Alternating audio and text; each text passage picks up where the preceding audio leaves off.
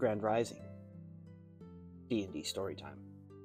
So Team Wormbait is, at this point in the campaign, they are hunting down a gentleman, or one of the players' big bads, who is collecting the 6 lunar spheres of Ollystour. These are artifacts crafted by the ancient elven races to sort of capture and hold the power of Ollystour's 6 moons.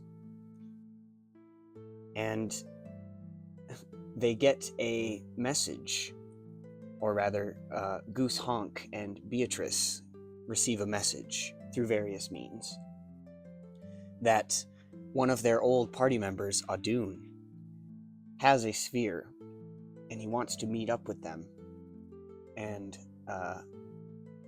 potentially give over the sphere, what have you. He tells them that he's in a fort west of Perla, and that they should come down and visit, because he hasn't seen them in a long time. Adun was part of the Mama's Boys, that was the first campaign I ever ran in Ollystour. Comprised of Goose, Beatrice, Adun, a water genasi named Raed, and an Aarakocra named Silverbolt. So, Team Wormbait heads south to Perla from Yilmatel to try and gather some information on this fort and on Adun, see if he's been making any dealings in town.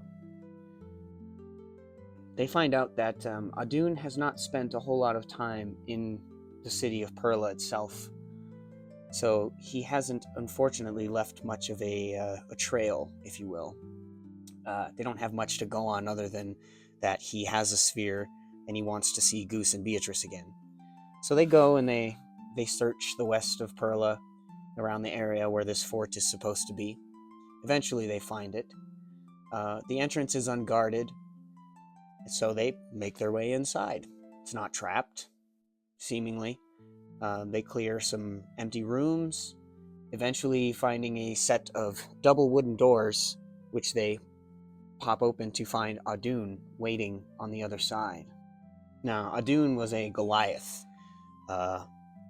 He was a Goliath cleric, domain of war. Did not use an axe like this picture, but I had a hard time finding a good picture that represented a bald Goliath with a bastard sword. In particular, the player was very specific. He wanted to use a bastard sword. But anyway, Adun did not have friendly intentions. He somehow heard or found out, the Team Wormbait didn't know this, but he was working with the big bad at the time. He knew that Team Wormbait had 2 of the spheres, or they had collected 2 of them. So he tricked them by saying that he wanted to give over his sphere, but in reality he just wanted to kill them and take theirs. Did not go so well for him, though.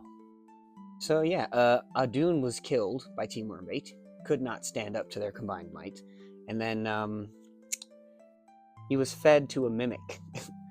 After being stored in Goose Honk, the Kenku Rogue, she has a portable hole that they call the Shiny Hole, because it's where Goose throws all her shinies. But anyway, they stored his body in there after they killed him, and then they cut him up into pieces and fed him to a mimic in Abernath's tower, which I told that story the other day about his tower. But yeah, for all of Adun's adventures and power and strength, in the end, he ended up being cut into small pieces and fed to a mimic.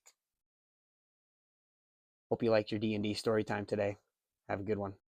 I'll see you next time on Team Wormbait D&D Storytime.